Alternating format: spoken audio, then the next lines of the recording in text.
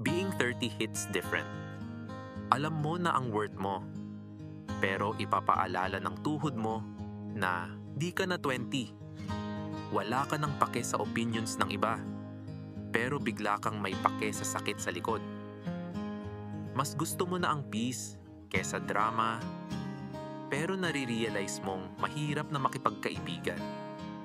Mas confident ka na, pero mas kaunti na lang ang energy mo sa mga walang kwentang bagay.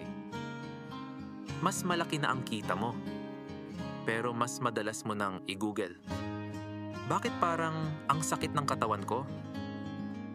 Mas mahal mo na ang sarili mo, pero nare-realize mong non-negotiable na ang pag-iidlip.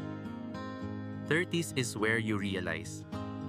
Hindi naman about having it all together, kundi about enjoying the little moments na talagang worth it.